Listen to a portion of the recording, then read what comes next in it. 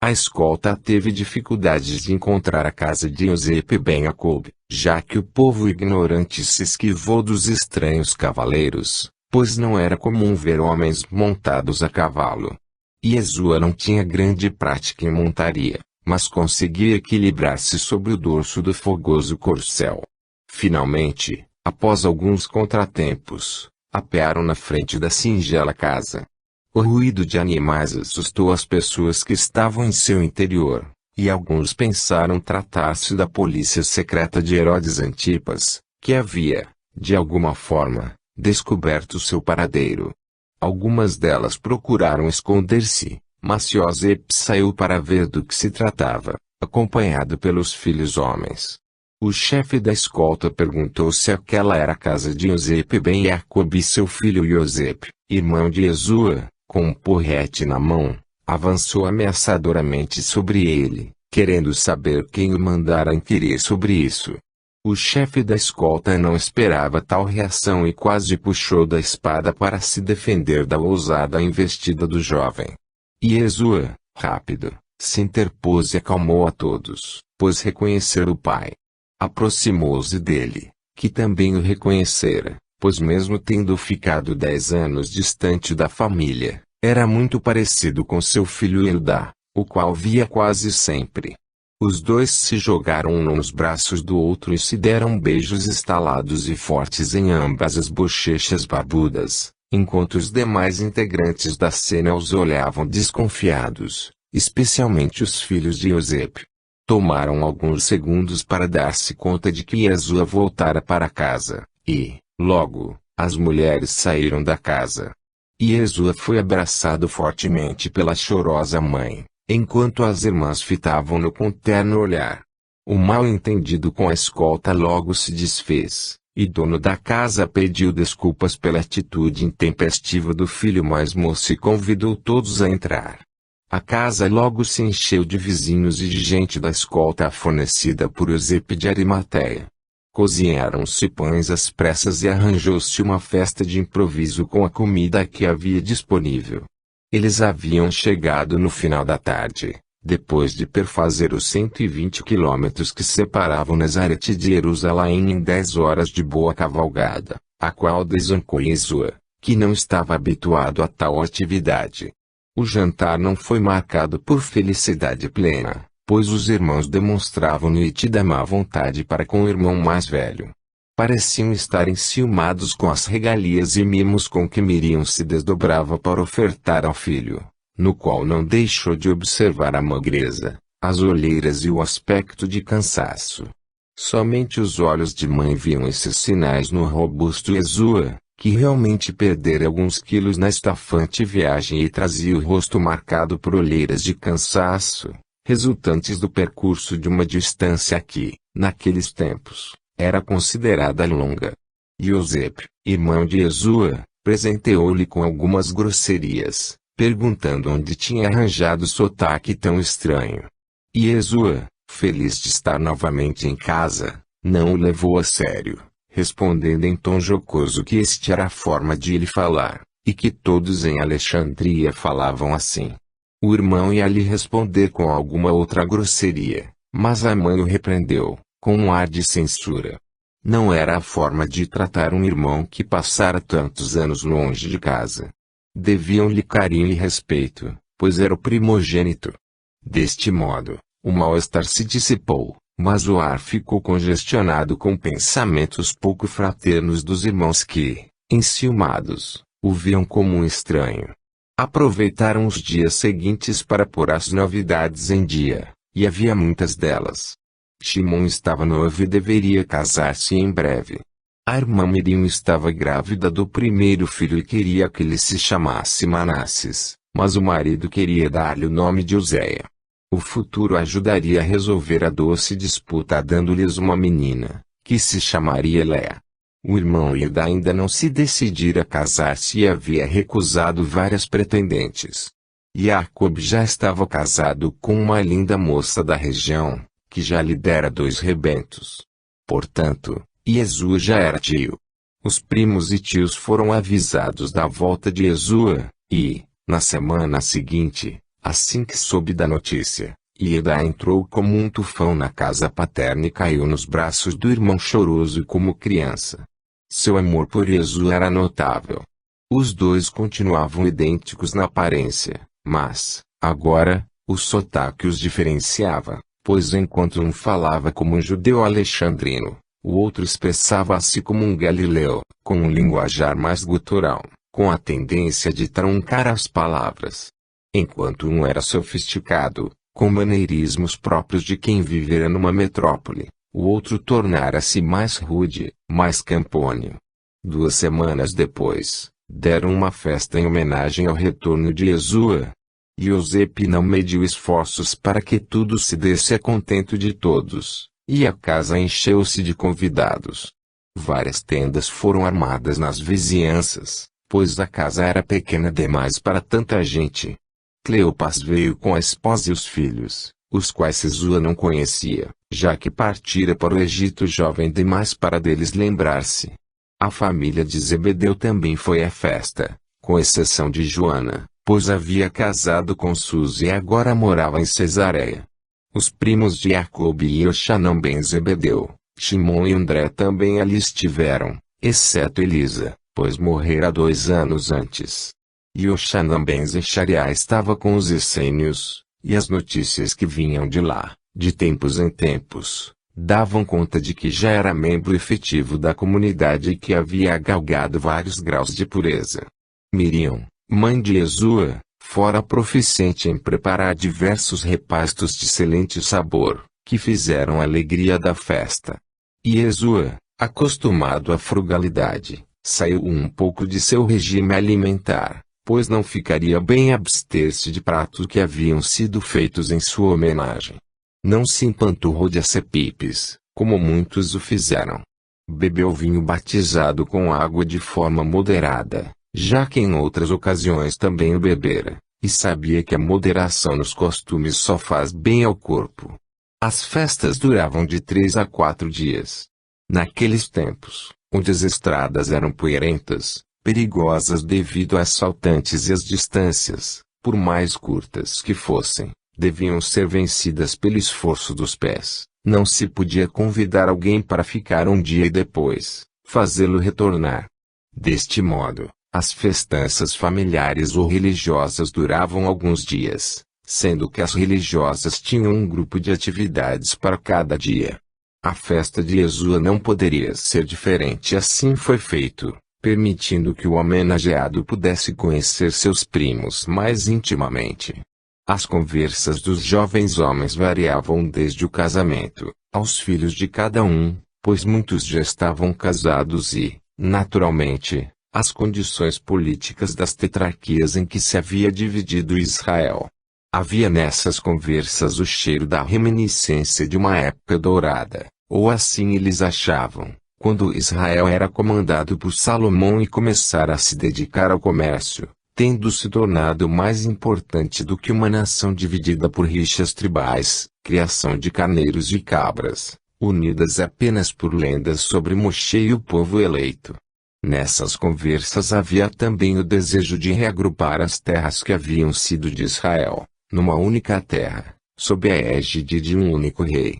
Após certo tempo, a conversa invariavelmente recaía sobre a vinda do Messias e cada um tinha uma ideia específica sobre este ser mítico que estava na iminência de chegar. Uns o viam como um guerreiro feroz, que haveria de unir os judeus dispersos pelo mundo e expulsar os romanos. Outros o viam como um mago que, por força de seu poder espiritual, poderia resolver as coisas num passe de mágica. Outros acreditavam tratar-se de um anjo elevado do Senhor e que todas as coisas profetizadas seriam realizadas no mundo espiritual. Não havia concordância quanto a isso. Nessas longas discussões, Yesua mais escutava do que falava.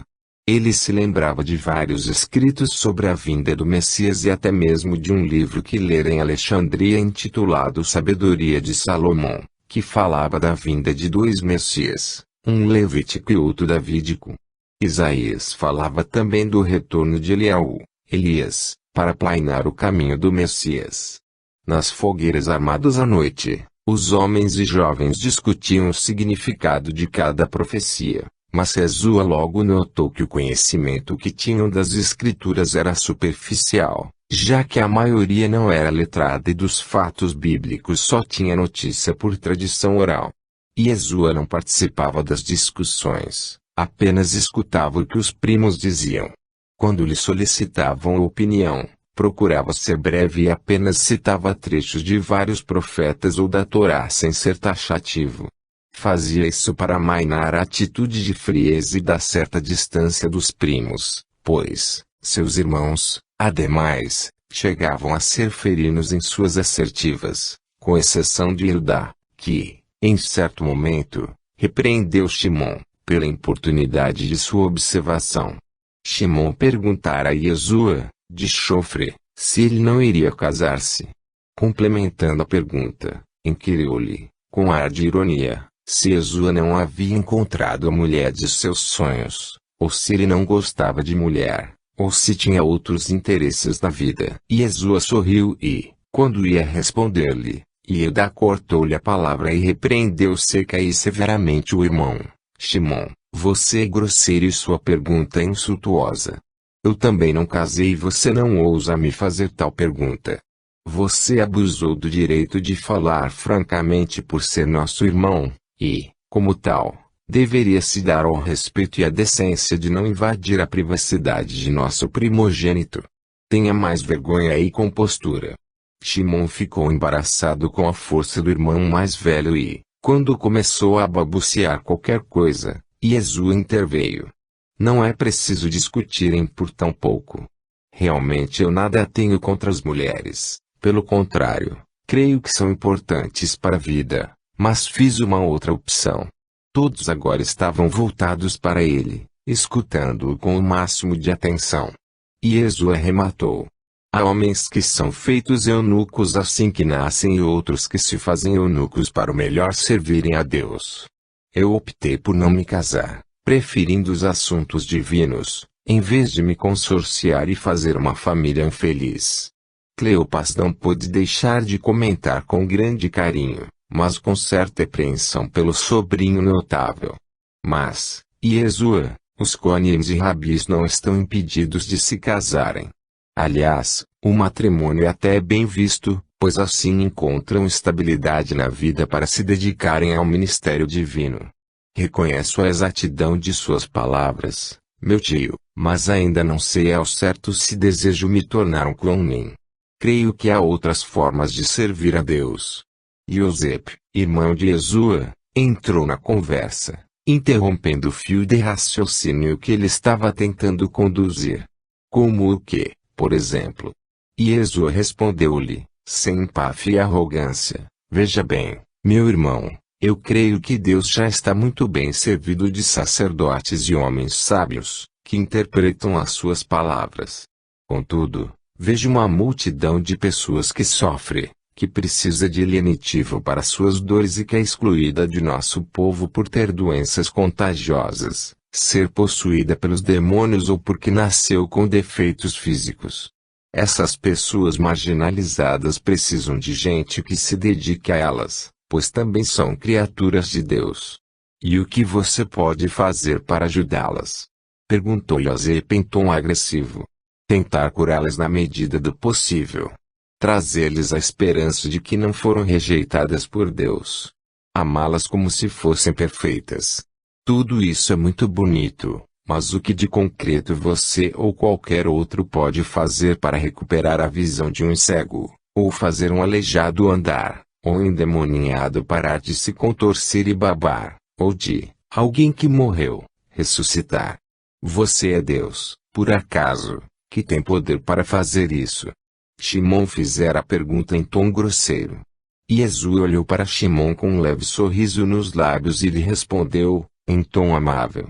Não sou Deus, mas tenho visto muitos milagres acontecer, com bastante frequência. Em Alexandria, nosso círculo de terapeutas conseguiu curas maravilhosas e restabeleceram a normalidade da vida de pessoas doentes. Além disso, o grupo expulsou demônios e deu novas esperanças a pessoas desvalidas. E você é capaz de fazer essas feitiçarias. Não se trata de feitiçarias ou de poderes mágicos. Trata-se de curas efetuadas pelos anjos, que são espíritos santos que nos protegem. Eu desejo apenas ser um instrumento da vontade de Deus. E nada mais do que isto. Shimon e Eusébio, agora com a ajuda de Jacob, que se mantivera silente, redarguiram em termos veementes. Falando ao mesmo tempo, eles diziam: ora, isto é feitiçaria. Você deve ter sido iludido pelas práticas mágicas em que, todos sabem, os egípcios são mestres. Tome cuidado, pois estas práticas aqui são condenadas e o povo irá lhe apedrejar. Tenho certeza de que você deve ter sido enganado, ou então está nos contando histórias, apenas para se vangloriar. Se você é capaz de tudo isto, então vá para as grandes cidades e demonstre este poder. Os ricos lhe pagarão bom dinheiro para que você cure seus males. Aqui em Nazarete, você não obterá nada, a não ser escárnio e admoestações.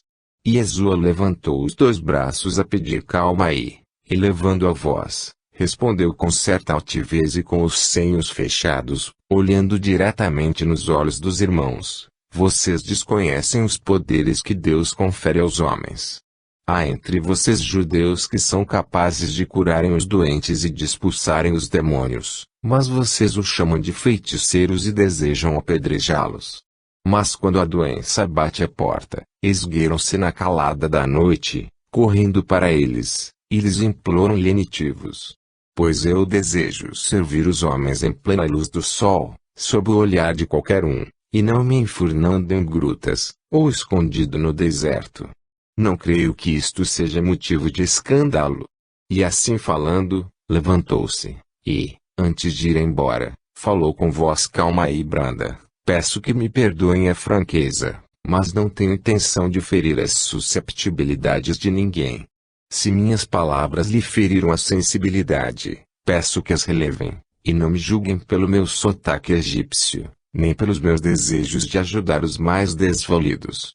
Não passo de um homem à procura de seu destino e peço-lhes que me tenham em autoestima, como tenho todos vocês que me são caros ao coração.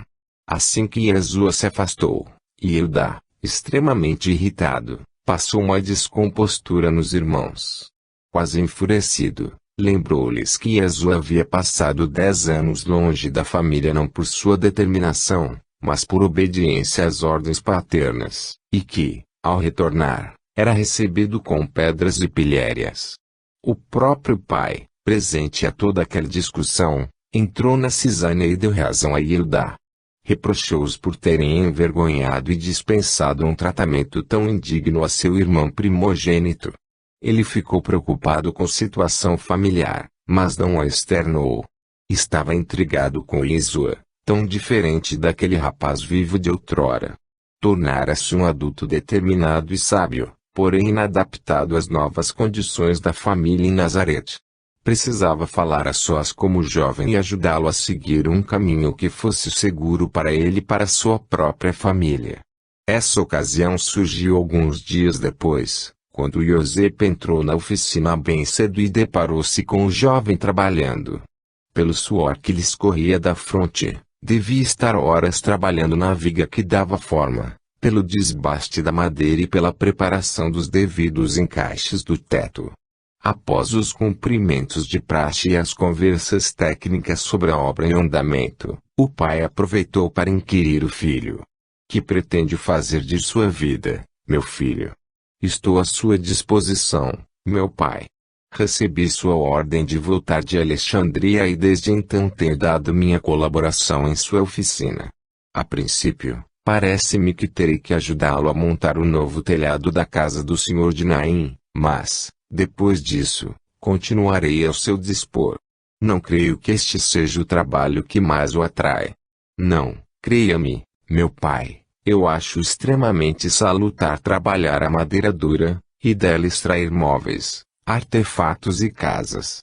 Enquanto eu trabalho, minha mente não se distrai com outros assuntos e me encontro em paz.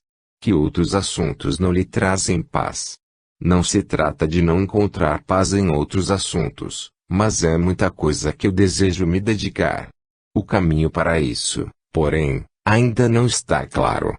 Quero ajudar os pobres e desvalidos, mas também preciso trabalhar para sustentar nossa família e obter o pão de cada dia. Há vezes em que acho que essas coisas são inconciliáveis, pois, se trabalho, não ajudo o próximo e, se o ajudo, não tenho tempo para trabalhar. Mas, em Alexandria, você era capaz de conciliar as duas coisas. Você trabalhava e ajudava o próximo. Por que não fazê-lo aqui? Em Alexandria, eu não precisava sair do meu canto, pois os doentes nos procuravam. Os terapeutas são um grupo de escola, cuja fama atraía muitas pessoas. Não vinham, pelo menos no início, à procura do Yeshua, mas sim, de qualquer um que pudesse ajudá-los. Aqui é diferente. Não sou conhecido e, portanto, para ajudar os desvalidos, precisaria procurá-los e, para isso, teria que ir de cidade em cidade, o que me deixaria sem tempo para trabalhar. É verdade. Contudo, quem sabe, se não começasse lentamente aqui na região, não poderia montar um grupo de cura. Você sabe que seu irmão Ida também tem o dom da cura. Quem sabe se vocês dois não poderiam começar ajudando as pessoas de Nazarete, pois, com isso, sua fama se espalharia e traria a gente de todos os lados. Yeshua sorriu e retrucou, gentilmente, o Senhor é um homem de coração de ouro, uma alma de grande bondade e sabedoria, mas sabe que ninguém jamais me procuraria em minha própria terra. Viu como meus irmãos me trataram? Se eles, que são de meu próprio sangue, assim procedem, imagine alguém de fora. Perdoe-os, Yeshua, pois estão se remoendo de inveja. Acham que você foi privilegiado com uma fina educação em Alexandria, ao passo que ficaram escondidos nestas colinas verdejantes, mas incultas. Não sou ninguém para perdoá-los, pois eu os amo demais para guardar rancor. Quando menciono o fato de que eles foram bruscos comigo é apenas para ressaltar que ninguém é profeta em sua própria terra. Qual a solução, meu filho? Você quer ser um profeta? E esta sua vocação? E este o apelo de Deus a lhe requeimar em sua alma? Então vai cumpra seu destino, seja ele qual for. Prefiro vê-lo longe de mim, cumprindo os desígnios do Altíssimo, do que ao meu lado, com um olhar distante e a alma amargurada. Se este é o seu destino, parta e seja feliz, mas, meu pai, desejo ficar perto de você e de minha mãe. Os anos que fiquei ausente me foram de tormentosa tristeza. Tornei-me homem sem a presença amiga de um pai, sem os mimos de uma mãe. Agora, que volto a ter tudo que sempre desejei, a minha alma parece incendiar-se no afã de cumprir minha missão, mas eu é que lhe pergunto, meu pai, qual é a minha missão? Quais são os desígnios de Deus para comigo? Como devo proceder, meu pai? Yosepe estava sentado num pequeno banco, distraindo-se com um pedaço de madeira, enquanto escutava o filho, que, com o formão na mão, fitava-o com olhar angustiado. Levantou-se lentamente, largando o pedaço de madeira e aproximou-se do filho. O jovem era um pouco mais alto do que ele, mas Yosepe levantou os dois braços e pousou-os no ombro de Yeshua. Depois disso, falou-lhe pausadamente, com um sorriso brando nos lábios e os olhos levemente úmidos. Ninguém, a não ser você, é capaz de decidir sobre seu destino. Nem mesmo Deus há de interferir. Ele poderá soprar em seu coração os seus próprios desejos, mas não tomará a decisão final, pois esta pertence a você. Sua vida em Nazarete não pode resumir-se a talhar a madeira e a sonhar com um destino que a cada dia ficará mais distante, até que se tornará impossível de realizar. Outros grandes homens foram obrigados a cortar os liames que os unia a seres queridos, para, temporariamente, perseguirem seu destino. Faça o mesmo. Saia de Nazarete e encontre sua sina. O destino somos nós que o fazemos no palco da vida. E Jesus abraçou ternamente o pai. Desde a discussão que mortificara com os irmãos, que ele desejava partir, mas não tinha coragem, temendo ferir susceptibilidades familiares. Sua mãe mesmo parecia uma estranha, olhando-o de esguelha, como a desconfiar de que aquele não era o seu verdadeiro filho, tendo sido substituído por alguém desconhecido. E claro que Yeshua, um homem maduro de 23 anos, com idade mental de um sábio de 90 anos, não podia ser igual ao adolescente ainda imberbe que partira com os olhos cheios de lágrimas para seu exílio em Alexandria. No entanto, no coração materno, Yeshua havia se alterado de forma tão radical que, mesmo sabendo que aquele homem era seu filho, ela desconfiava de que ele havia se transmudado num estranho. O único, além de Hilda, seu gêmeo, que parecia recebê-lo com naturalidade, não fazendo troça do seu modo estranho de falar, nem rindo de seus modos sofisticados, mas não afetados, nem perguntando por questões ridículas, fora o seu pai, e por isto ele se havia permitido este colóquio tão íntimo, pois, com qualquer outro, ele seria considerado pedante, arrogante e cheio de basófias, porque afinal, o que ele desejava, lhe perguntariam seus irmãos, salvar o mundo. Yosepe conversou longamente com Miriam e, mesmo contra a vontade materna, mandou que Yeshua partisse, com a sugestão de que fosse para a casa de Yosepe de Arimateia e que tentasse apresentar-se ao templo para se tornar Cohen. Com a ajuda do senhor de Arimateia, certamente seria aceito na congregação mais fechada da Judéia e se tornaria, quem sabe, um Cohen Gadol ou um Nassi, chefe do Sanhedrin, como Hillel. Depois de ficar quase um mês em Nazarete, Yeshua partiu, após despedir-se dos irmãos, que o beijaram nas faces de modo frio e distante, enquanto as irmãs, suas doces irmãs, o abraçaram, pois, para elas, ele seria sempre o belo e gentil irmão mais velho, que lhes havia ensinado os primeiros passos, lhes havia feito as primeiras bonecas e as tinha feito rir com as brincadeiras que os mais velhos fazem para transformar o choro inocente de criança em sorriso de alegria. Já Miriam estava dividida entre o deixá-lo partir com uma bênção maternal ou com ligeira repreensão. Acabou derretendo-se em lágrimas. Yosepe, seu pai, foi o único que lhe disse palavras de encorajamento. Depois de ter recebido ósculos de Yeshua nas mãos calejadas, beijou o filho no rosto. Yeshua não fora enviado à toa para Alexandria e afastado da família. Os judeus daquela época eram seres sociais, existindo não como personalidades autônomas, mas como figuras gregárias. Para o futuro de Yeshua, seria necessário que ele não tivesse vínculos familiares extremamente fortes, pois isto poderia comprometer o desenvolvimento de sua missão. Ele manteria os vínculos familiares, mas sem o apego que os judeus tinham. De qualquer modo, Alexandria havia talhado um homem muito mais sofisticado, educado, polido, conhecedor do mundo do que Beit Lechem, Nazareta ou até mesmo Jerusalém poderia ter moldado. No entanto, se a sua personalidade estava pronta, sua doutrina estava ainda por despertar dentro do gigante adormecido, e os anos que se seguiriam iriam lhe propiciar este despertamento. Capítulo 4. Yeshua chegou em Jerusalém e não encontrou Yosepe de Arimateia, mas foi bem recebido pela tia, Hadassa, que lhe explicou, com uma ponta de desgosto apenas visível no canto da boca, que seu marido ainda não voltara da Britônia. Era esperado a qualquer momento. Yeshua ficou quase um mês esperando pela volta do tio por afinidade. Durante este período, procurou conhecer bem a cidade e, na medida do possível, ajudar a tia Hadassa. Quando Yosepe de Arimateia retornou de sua longa viagem, o recebeu com alegria e o beijou nas faces, como se fosse seu irmão.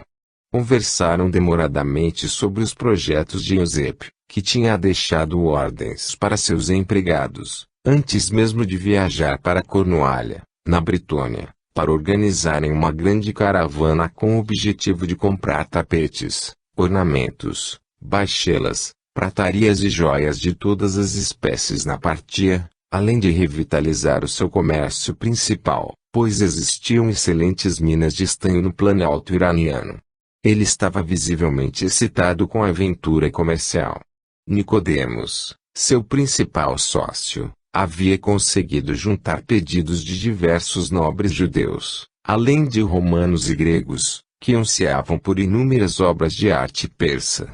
Além das solicitações, obtiveram a concessão de vastos recursos dos interessados.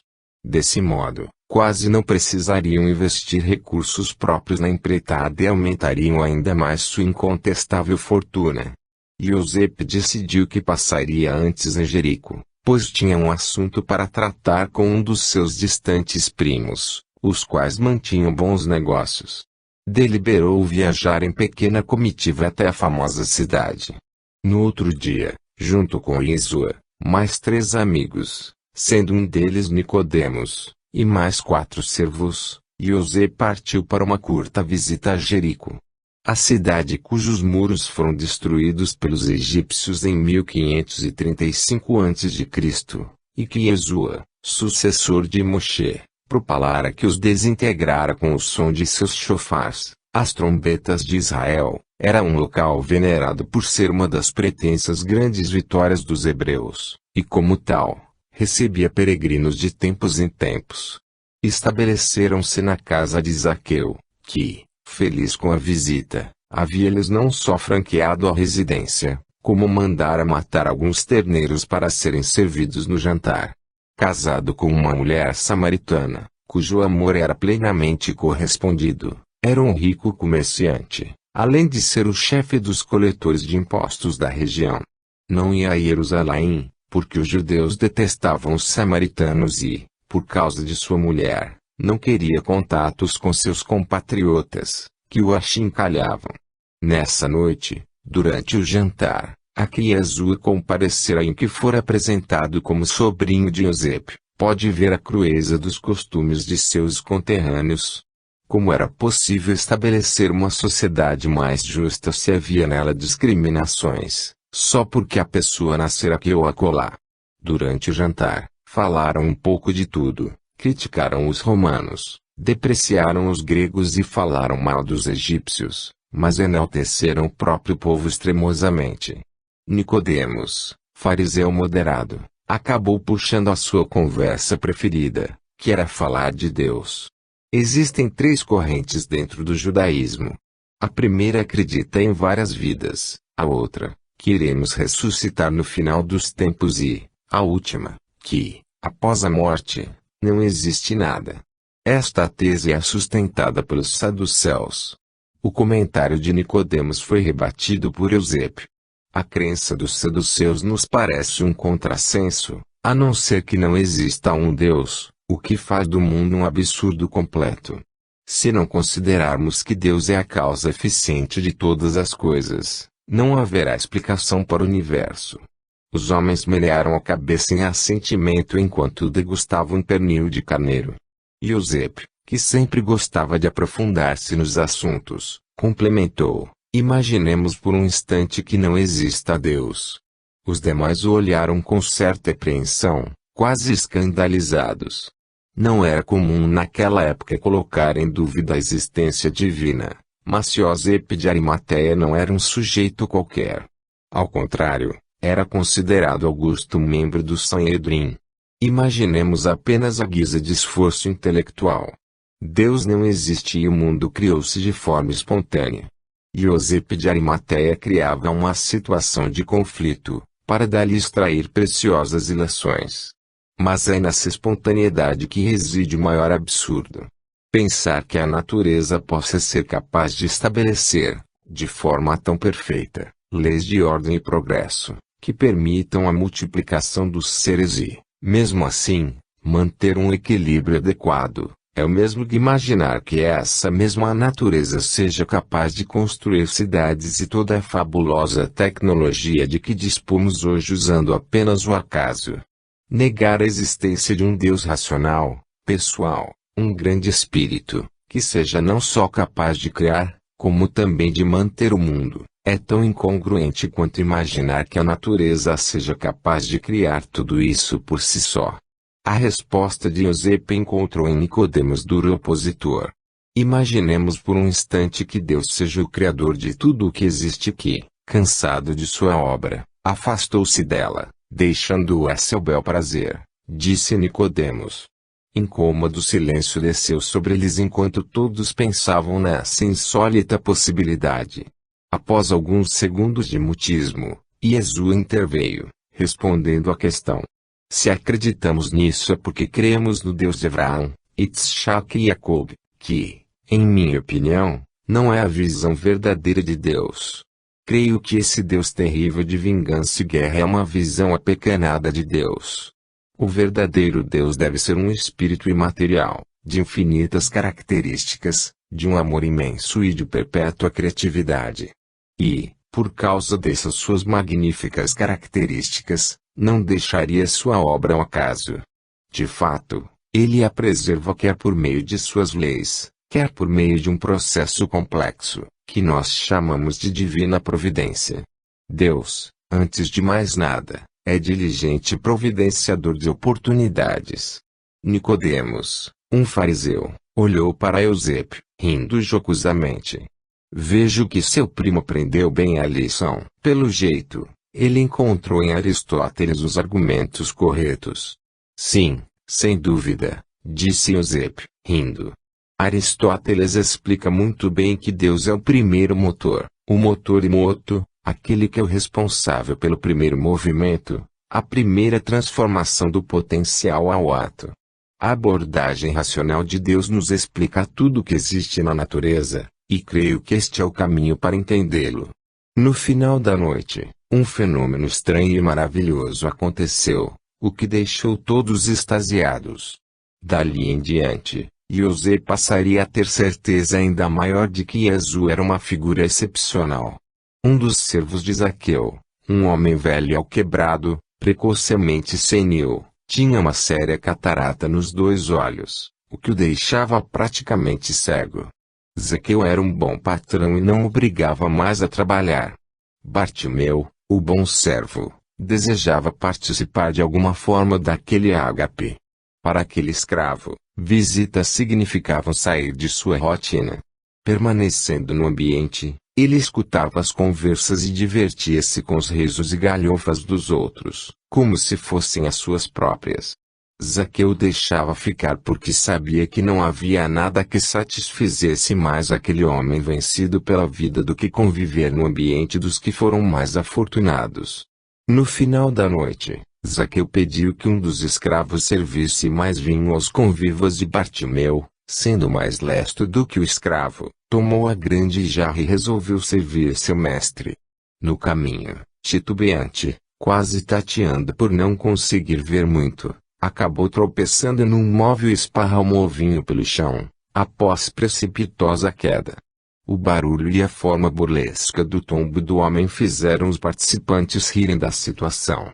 Não era um riso de mofa, mas provocado pelo excesso de vinho que já fora consumido naquela noite.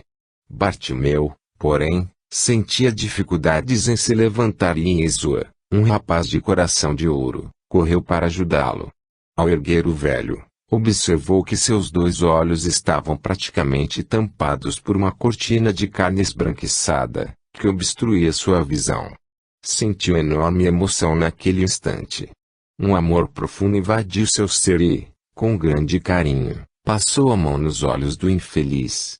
Esse gesto que havia aprendido com os terapeutas de Alexandria era uma forma de cura comum, mas o fato é que ele dispensara uma dose superlativa de amor, piedade e comiseração por alguém necessitado e privado da visão, o que produziu imediato efeito.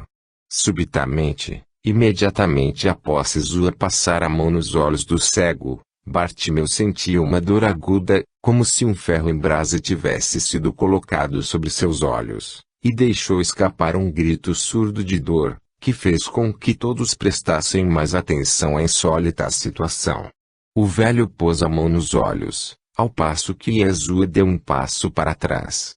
Ao levar a mão aos olhos, a dor recrudesceu, o que fez com que o velho, após gemer alto, tomado de grande temor, exclamasse e perguntasse: "Ó meu Deus, o que você fez comigo?" E Yeshua respondeu-lhe com calma: Não se aflija, meu bom velho. Procure ter calma, abre os olhos e volte a enxergar. Naquele momento, a dor foi diminuindo rapidamente, até cessar totalmente. Bartimeu, o velho servo, abriu os olhos e, milagres dos milagres, voltara a enxergar, com crescente nitidez. A primeira pessoa que ele viu foi Jesua e, com a visão ainda imperfeita, viu que intensa luz o nimbava. Pensou tratar-se de um anjo ou de um espírito divino e, caindo de joelhos, começou a clamar, descontrolado: obrigado, anjo de luz, obrigado por devolver-me a visão. Estou vendo. Enxergo novamente. Todos ficaram intensamente comovidos com aquela cena.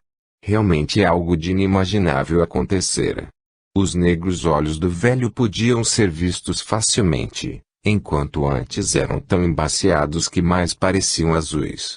Eusébio, que tinha alguma vidência, observara Jesua e, com seus olhos espirituais, pudera entrever que fortes jatos de luz saíam do peito, dos olhos e das mãos do divino enviado e envolviam o velho. Jesua era, de fato, entre outras coisas, um taumaturgo excepcional. Esse foi o segundo feito de cura que Jesua realizou sozinho, sem ajuda de um grupo de pessoas, como os terapeutas de Alexandria. 2 dias depois, retornaram para Jerusalém a fim de se prepararem para a viagem a Agmatana. Eusébio mandara preparar uma viagem em grande estilo, pois a distância era longa, e sua permanência naquela cidade, incerta. Sua caravana era constituída de 200 burricos de carga, 150 camelos e 40 cavaleiros fortemente armados. Tinham conseguido um passe-partout com os partos e esperavam fazer bons negócios. Além da tropa de quase 600 homens, muitas mulheres os acompanhavam para servir de escravas, domésticas, lavadeiras e para atividades sexuais. Jesua subiu num dos muitos burricos de carga e seguiu viagem bem próximo de Eusébio. Durante as cavalgadas, quase não conversavam. O balanço sobre o dorso do animal causava um certo estupor. Muitos cochilavam, e alguns chegavam a cair das montarias, pelo que arrancavam risos de mofa dos demais. Naqueles tempos, a Pérsia era dominada pelos partos, um povo indo-europeu que havia vindo das estepes da Eurásia Central. Os partos, originariamente chamados de parais, eram primos raciais dos medos, dos gregos, dos romanos e dos arianos. Os partos dominavam a Pérsia ou Partia, como era chamada na época, e nem mesmo os romanos conseguiram conquistá-los. Dominariam o atual Irã por alguns séculos até serem enfraquecidos pela grande peste, a varíola, e cederem terreno a outros povos. Uma das suas capitais provisórias era Agmatana e para lá convergiam os grandes negócios do reino parto, que era muito permissível, deixando que muitos povos vivessem em suas terras, mantendo seus costumes. A viagem até Agmatana, a antiga capital dos Medos, agora capital da Partia, levou 2 longos e cansativos meses, e nenhum fato especial aconteceu. Houve pequenos acidentes com animais e pessoas, mas nenhum grave. Houve uma briga entre 2 homens, que foram dispensados por Eusébio, já que não tolerava a indisciplina. Um dos rapazes da comitiva fugiu com uma das escravas, o que deixou seu dono inconformado. Ele a considerava a pérola de seus olhos e sua perda era irreparável. Eusébio consolou o empregado amigo e prometeu comprar-lhe uma donzela nos mercados persas, o que logo aquietou o infeliz e o fez sonhar com mulheres especiais e belas, como eram conhecidas as partas. Agmatana era uma cidade impressionante, com grandes jardins, 7 grandes muralhas concêntricas e dispostas em andares, todas pintadas de azul, e com uma população completamente heterogênea, implantada aos pés de um cume de 3.000 metros, que sobressaía majestosamente na paisagem. No coração da cidade, no centro da 7ª muralha, despontava um palácio real de paredes forradas de madeira, com seus tesouros, tecelagens e ourivezarias. Em Agmatana, mais tarde chamada pelos gregos de Ecbatana, atual Hamadan, Havia uma colônia judaica muito próspera, que preferia morar com os partos, que os tratava com especial deferência, do que na Judéia, onde os romanos eram mais severos e dominadores. Yosef fez uma visita a um dos mais ricos judeus do local, Ismael Bar Canaã, e foi recebido na categoria de príncipe. Foram todos alojados numa grande mansão, e, naquela noite, após um demorado banho de piscina termal, os convívios estabeleceram-se em volta de uma mesa em que magníficos acepipes, vinhos finos, cervejas refrescantes, carneiros odorifumantes e carnes de gado haviam sido postos para o deleite de todos. Tiveram cordialíssima noite, no qual o principal da casa falou longamente sobre as condições do reino parto e das intrigas palacianas, com as intermináveis disputas fomentadas pelos descendentes e herdeiros de um dos últimos reis. Situação que já vinha sendo azedada por anos de assassinatos, traições e roubos. E Jesua ouviu tudo com grande atenção. Sentia que o poder em todos os lugares era semelhante. Cada local parecia copiar os modos dos outros. Bastava haver fortuna e poder envolvidos para que os homens se esquecessem de amizades, laços familiares e velhas juras de fraternidade se tornassem ferozes inimigos. Mas o moço intuía que o mal não residia no poder, e sim, nos homens.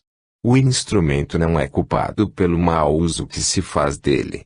2 dias depois da chegada da enorme caravana, o grupo, composto por Ismael Bar Canaã, Yosef e sua comitiva, além de Jesua, reuniu-se no encontro no salão nobre do rei dos partos, Spalirizes, parente do grande Prates, o quarto a usar este nome e aquele que esmagara o famoso general romano Marco Antônio, amante da lendária Cleópatra, numa terrível batalha, em 36 a.C. durante a longa e monótona audiência onde nobres e diplomatas estrangeiros conversaram assuntos particulares, e Jesua pôde notar que o rei sofria de um mal ignoto.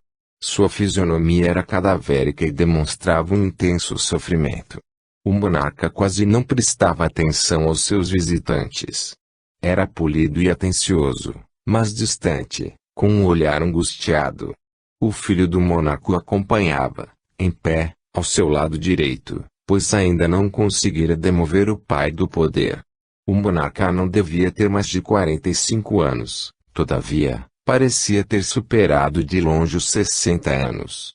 Ao lado dele, de pé, estava um homem de imponente figura, com roupas típicas dos persas, com um sapato de bico arrebitado e uma túnica drapeada, bem cuidada barba de cor castanha dourada, pontilhada levemente por fios encanecidos, olhos de um azul profundo e um turbante na cabeça.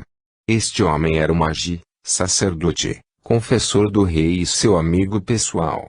O salão era muito grande e, mesmo com a presença de muitas pessoas, as audiências podiam ser feitas com certa reserva. O palanque oficial, com seu belo trono e algumas poltronas para que os convidados pudessem acomodar-se, ficava a considerável distância dos demais, que aguardavam sua vez de serem atendidos.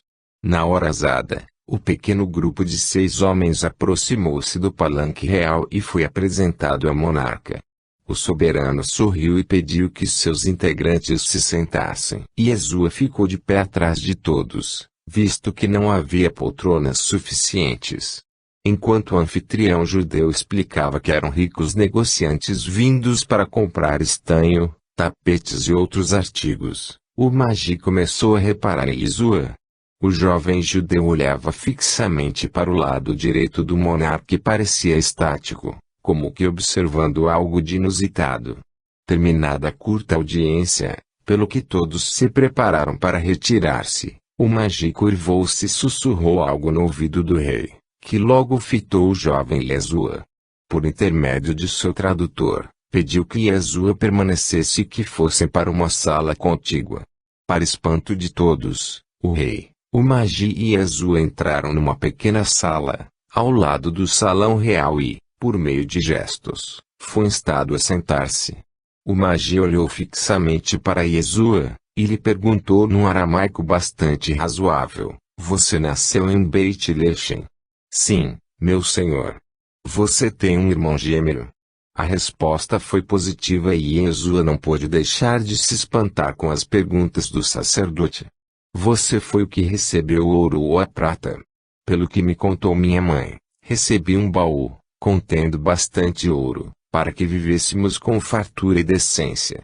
Ao ouvir isso, o altivo e imponente homem se curvou e depois levantou as duas mãos para os seus em sentido de profundo agradecimento e disse, em Parni, virando-se para o surpreso monarca, Chauziante.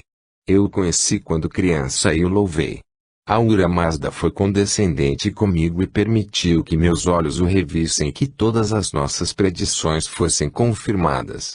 Olhou novamente para Yeshua e lhe disse em aramaico, eu o conheci quando pequeno.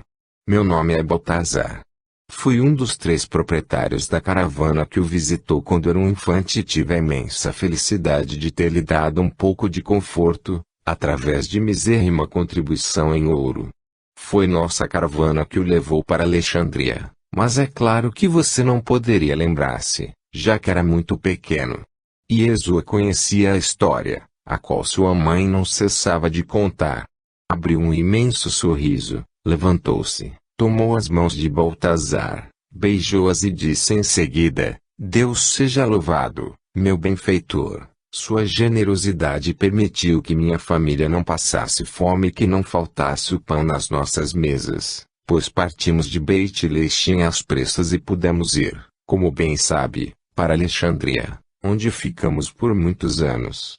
Baltazar apressou-se em beijar as mãos de Yeshua e lhe disse, meu jovem Chauziante, peço-lhe as bênçãos para estes olhos cansados.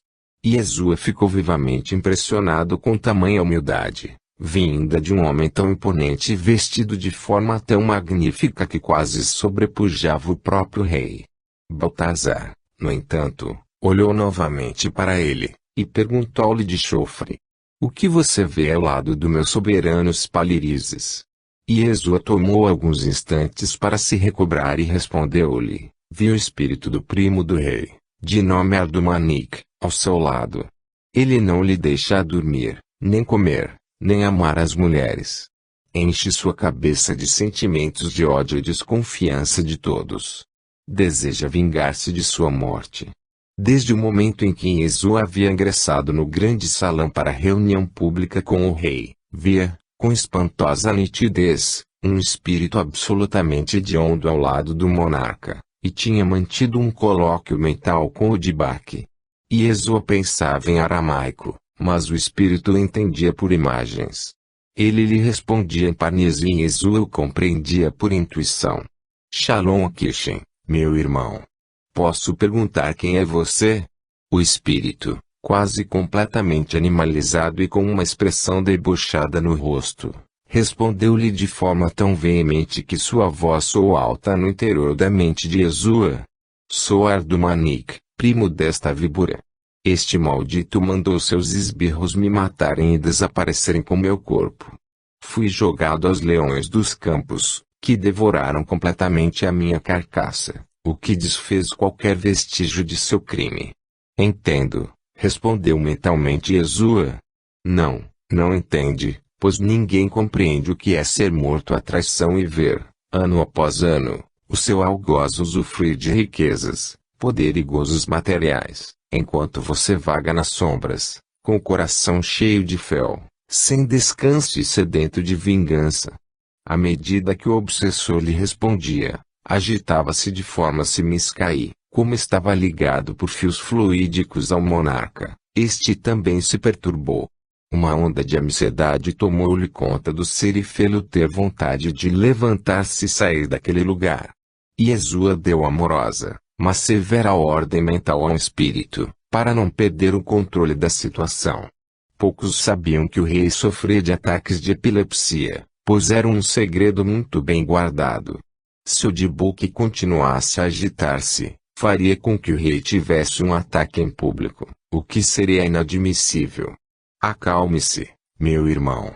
O comando mental fez jorrar da fronte de Yeshua um forte jato de luz, que atingiu o obsessor na cabeça e sedou infeliz. O choque vibratório entre as energias emanadas por Yeshua e as baixas vibrações de Adumanik, o primo assassinado do monarca, fez com que o obsessor se arriasse subitamente, como que praticamente desfalecido. Continuava, entretanto, preso fluidicamente ao rei. Todos esses fatos se deram num ótimo e, assim que o espírito desfaleceu, o rei sentiu-se imediatamente melhor. Mas os liames astrais que o prendiam infeliz ainda atuavam. No decorrer dos fatos, Baltazar observara, com sua vidência privilegiada, que Yeshua havia lançado forte jato de luz num ponto ao lado do rei. Quando isso aconteceu, seu guia espiritual deu-lhe a intuição de que aquele jovem era o próprio Chauziante. Em vista do inusitado da situação, Baltazar sussurrou aos ouvidos do rei e pediu uma audiência privada com o jovem. Baltazar traduziu para o rei o que Yeshua falou e o monarca reagiu com espanto, pois ninguém, nem mesmo Baltazar sabia do ocorrido, há mais de 20 anos. Yeshua aproximou-se de Spalírises e impôs as mãos sobre a cabeça do rei, emitindo, pelos seus longos e fortes dedos, uma quantidade energética enorme, incompatível com a condição de um ser humano normal. A luz espiritual envolveu o soberano e cortou as amarras que o prendiam ao espírito obsessor. Neste instante, Yeshua viu dois guardiões astrais, luminosos e fortes, pegarem o decaído espírito e o levarem embora com determinação, mas com brandura. Parte da luminescência emanada por Yeshua entranhou-se no corpo espiritual do rei, vivificando seus centros de força, ampliando sua corrente energética astral.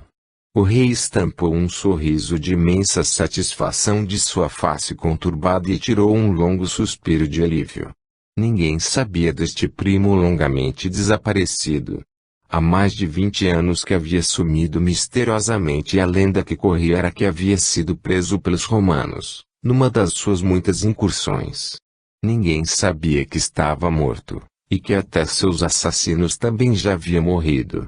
O rei olhou aparvalhado, colocou a cabeça entre as mãos e tremeu.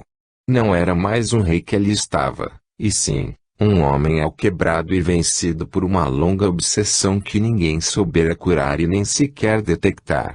Agora, aquele jovem judeu, alto como um persa, forte como um mouro e belo como Apolo, em menos de um minuto livrara de tal agrura. Diga ao seu monarca que erga preces ao grande Deus único para acalmar o espírito de seu falecido primo. Diga-lhe que não peque mais para não atrair outros infortúnios e que leve uma vida frugal e calma. Ele está muito combalido e precisa de repouso e de uma vida moderada.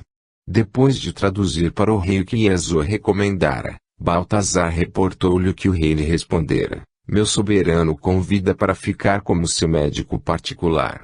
Ele lhe dará qualquer coisa, ouro, mulheres, propriedades, para que o cure e que o proteja com sua vigorosa magia. Ele lhe dará o posto que desejar na corte. Yeshua olhou um pouco surpreso. Não era isso que desejava. Não tinha pensado em riquezas ou honradas. Não pensara que precisava de algo mais do que já tinha. Iosepe de Arimateia, seu amigo e protetor, providenciava tudo o que era necessário. Diga ao poderoso e magnânimo rei Spalírises que não há necessidade de absolutamente nada. No entanto, ficarei alguns meses em Agmatana e virei vê-lo diariamente, com a condição de que não me ofereça nenhuma riqueza ou poder, pois estou impedido por votos celestiais. Yeshua imaginou que com aquela desculpa poderia impedir o monarca de oferecer-lhe riquezas e ele se sentir constrangido em recusar. O rei escutou as palavras de Baltazar e concordou com as condições do jovem. Retirou do dedo um anel e pediu que Baltazar lhe dissesse: não é um presente. É apenas um sinal para que meus guardas o deixem entrar a hora que desejar. No dia em que for embora, se desejar, poderá devolvê-lo. Se quiser ficar com ele, será um grande prazer e me fará muito feliz. Naquela noite, o monarca conseguiu pregar no sono com rapidez e dormiu uma noite calma, após mais de 2 décadas de insônias, pesadelos e irritação. Assim que saíram da audiência, Yeshua, extremamente preocupado, pois desconhecia o que havia acontecido. Perguntou-lhe o ocorrido e Iosepe confirmou que Baltazar era um velho amigo e que realmente os havia ajudado na fuga intempestiva que haviam empreendido há mais de 20 anos. Iesu evitou de falar no espírito obsessor do rei, e não revelou nada, neste sentido.